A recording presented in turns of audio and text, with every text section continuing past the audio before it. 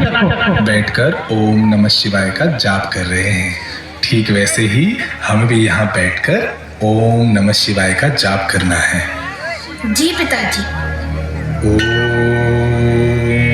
नमः शिवाय। ओम नमः शिवाय। पिता और पुत्र बैठकर ओम नमः शिवाय का जाप करने लगते हैं। इस तरह शिव जी की पूजा अर्चना करते करते रात्रि का प्रथम चरण बीत गया। शिव पूजा का दूसरा चरण रात्रि जागरण का था, लेकिन जागरण के लिए कुछ ही भक्त रह गए थे।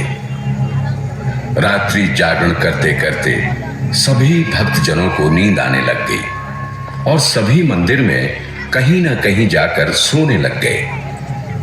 मूल शंकर को पूरा यकीन था कि देर रात शिव जी के दर्शन अवश्य होंगे, इसलिए वो लगातार शिवलिंग को निहारे जा रहा था।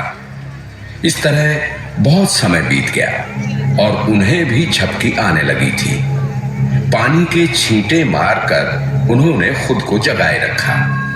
रात बहुत हो चुकी, अब शिव जी किसी भी समय दर्शन दे सकते।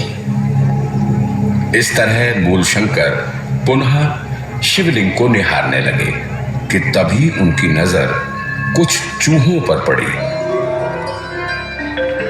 अरे, ये चूहे किधर से आ गए? और ये तो शिवपिंड की तरफ ही बढ़ रहे हैं। चूहो, शिव जी पर उत्पात मचा रहे हो, उन पर गंदगी फैला रहे हो। अभी शिव जी त्रिशूल लिए प्रकट होंगे और तुम्हारा संहार कर देंगे। मैंने जिस शिव का किया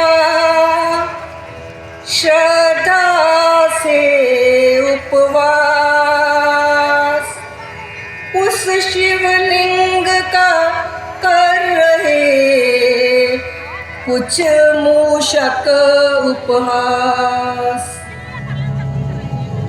इतना सब कुछ हो जाने पर भी शिव जी प्रकट क्यों नहीं हो रहे? इस शिव में तो इन चूहों को भी भगाने का बल नहीं है। कैसा शिव जो कर न सका अपनी रक्षा, फिर मैं किस कारण करूं मूरत आगे जा। पिताजी उठिए, जल्दी उठिए पिताजी। क्या हुआ मूल बेटे, क्यों उठा रहे हो? वो देखिए पिताजी, कुछ चूहे शिवलिंग पर उत्पात मचा रहे हैं। इतना सब कुछ हो जाने पर भी शिव जी प्रकट क्यों नहीं हो रहे? बताइए पिताजी, बताइए। जो स्वयं अपनी रक्षा नहीं कर सकते, वह दूसरों की रक्षा कैसे कर सकते हैं? पिताजी, मेरे यहाँ मंदिर में बैठे रहने का कोई कारण नहीं रहा। कृपया मुझे घर जाने की अनुमति दें। छोड़ो आडंबर सभी, करो कुछ अनुसंधान। मन प्यासा है पाने को सच्चे शिव का ज्ञान। इस घटना के कुछ दिन बाद ही मूल शंकर के चाचा और बहन की मृत्यु हो गई। उसे संसार से वैराग्य हो गया।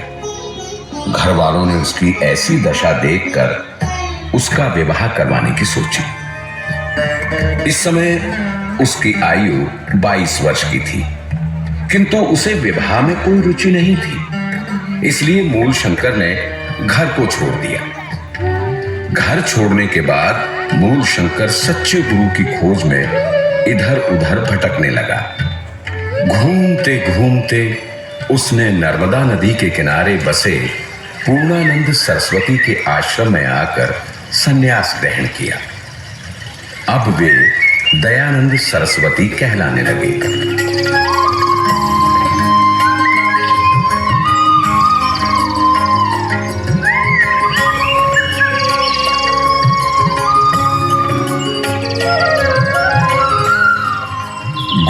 पूर्णानंद का आश्रम। गुरु गिरजानंद का आश्रम। दयानंद जी दरवाजे पर दस्तक देते हुए।